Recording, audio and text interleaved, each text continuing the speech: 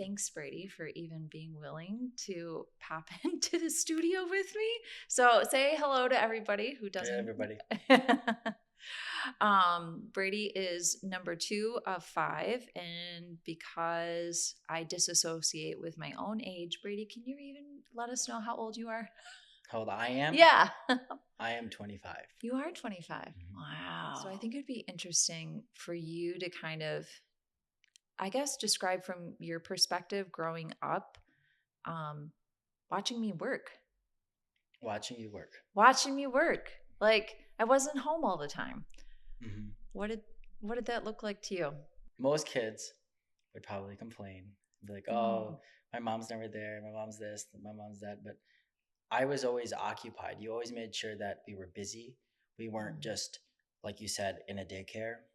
We would Right. always be doing something. So whether that, for me, it was mostly in soccer camps because that's all I did. Mm-hmm. Summer was probably the same. Summer All as she in did your was sister. soccer. Yeah, sorry, my sister Summer. Yeah. Or she was doing the riding horses. Yeah. Oh yeah. Yeah. So I think I'll be honest. I mean, I was also really young, and I just like was too young to even pay attention. Mm-hmm. To be totally honest, I remember when you bought our house in Hamilton and started the salon, and everybody thought you were crazy. Yeah. So that was pretty funny. Yeah. I was just like, oh well, you A know, little, mom's doing her thing. I don't a know. little risky. Uh-huh.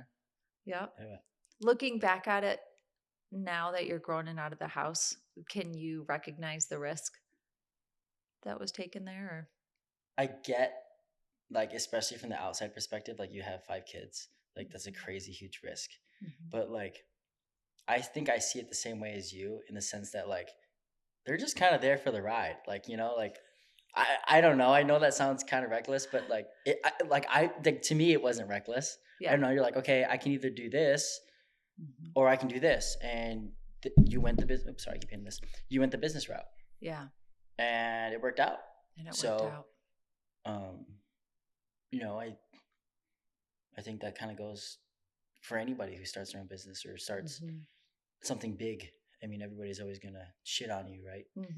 So because they're not doing it and they're not willing to do the work, right? Absolutely. Even if they have 5 kids and a crazy Australian husband. Yeah. So now when you think of your own life, what you know about entrepreneurship, kind of seeing things from that point, what's your take on things?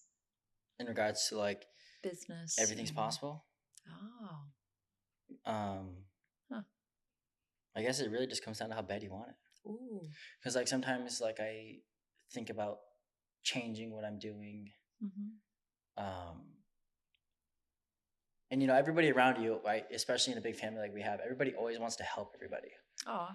And so that's great, but like sometimes everybody has their own 2 cents of what you should be doing. And I think I know it's hard to know exactly what you want to do, but you got to figure it out.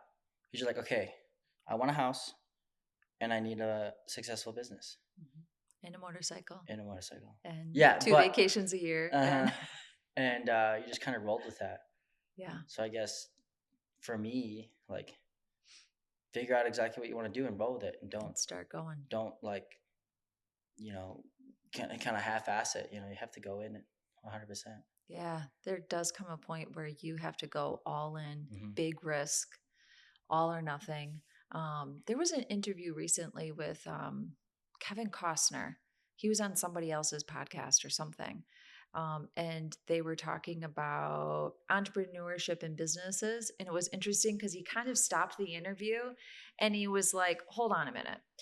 You actually are not an entrepreneur unless you have laid awake at night after night, wondering how you're going to make payroll and how you're going to pay for your building, how you're going to make it work. And I thought that was amazing because here's this man who is hugely successful, and acknowledging the small business owners and the entrepreneurship of the level of risk. And I would even say kind of the heartache that goes with it of that level of risk taking actually is.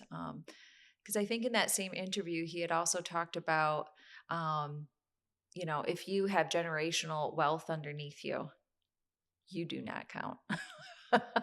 If you have, big investors behind you, yes, there's a responsibility that you do have, yes, but it's not the same level of when you don't have any other recourse, because those investors can also be kind of this safety net, or at least it can sometimes be like, well, at least I have these pros that I can go have a conversation if I need more money to keep myself open and going. Yep.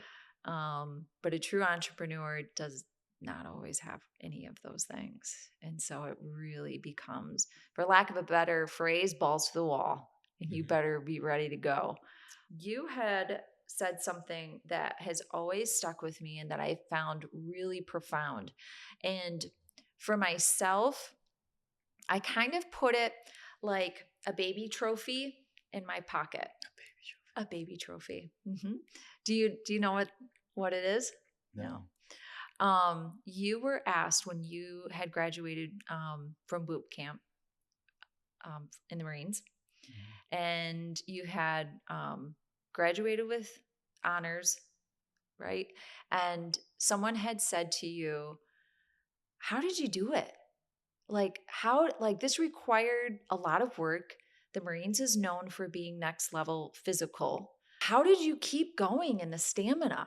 Like, how did I keep going? Yeah, when it was absolutely horrible.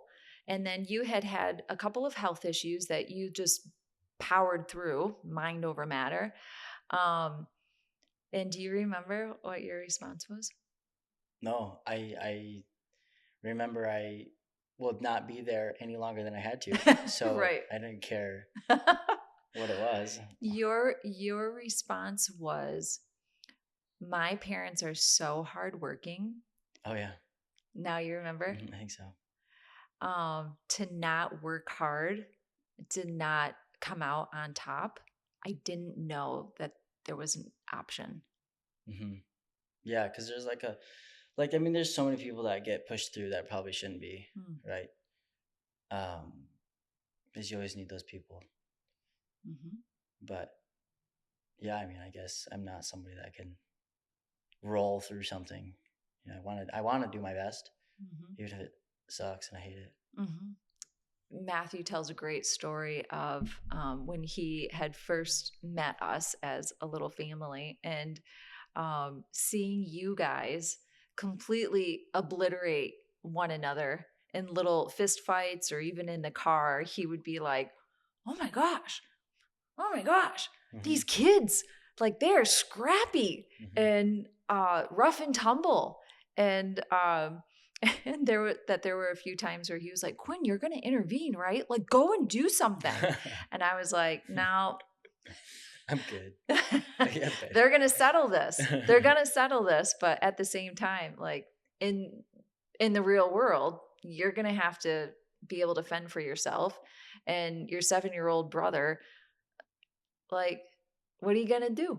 And I always jokingly say, because I grew up as an only child primarily, I gave birth to my besties as siblings that I wish I had had. And so now I most definitely look at you guys as most definitely my besties. That's what we say. You were bored growing up, so you made friends.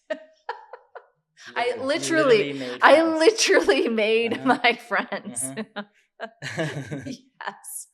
Yep. And then for sure. And then they got to have sleepovers at my house every night until I got divorced, but that's a whole nother subject. That's another podcast. That's another podcast. Yeah. Quinn Vise on Instagram is Quinn.Vise, having the conversation about motherhood and career and how in the world you combine the two, but also how to be a mother choosing entrepreneurship and career without the whininess because you have kids. That is no excuse to not use your talents or to become fully who you are capable of being. I love to encourage women, especially, that because you have children, it's actually your superpower.